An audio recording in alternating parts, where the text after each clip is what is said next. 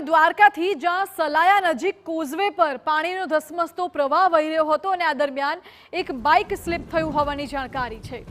જીવના જોખમે બાઇક સવાર કોઝવે પરથી પસાર થઈ રહ્યો હતો, જો કે પાણીના પ્રચંડ પ્રવાહમાં બાઇક પર નિયંત્રણ ન રહ્યું અને બાઇક ચાલક સ્લીપ થઈ ગયો। સદનસીબે બાઇક ચાલક પાણીમાં તણાયો નથી। સમગ્ર ઘટના લોકોએ પોતાના કેમેરામાં કેદ કરી છે। આ દ્રશ્યો જુઓ, જ્યાં કોઝવે પરથી પાણીનો ધસમસતો પ્રવાહ વહે છે।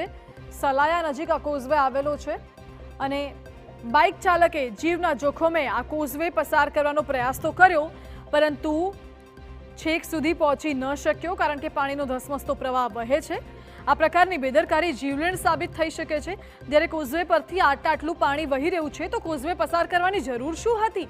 કેટલાક લોકો પણ ઊભા છે અન્ય, તો આ બાઇક ચાલકે જીવના જોખમે આવું જોખમ ખેડ્યું અને જો કોઈ દુર્ઘટના બને તો જવાબદાર કોણ, એ પણ સવાલ ઉઠી રહ્યો છે।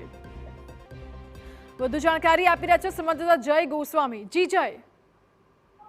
ખંભાળિયા તાલુકાના સલાયા અને ગોઈંગને ગામને જોડતો જે માર્ગ છે તે માર્ગ ઉપર કોઝવે આવેલો છે। તે કોઝવે ઉપર ધસમસતા પાણી હાલ જોવા મળી રહ્યા છે। તે વચ્ચે એક બાઇક સવાર છે, તે બાઇક સવાર પાણીમાં બાઇક નાખે છે, તે બાઇક સ્લીપ થઈ છે અને પાણીના જોખમમાં તે ફંગોળાઈ જાય છે।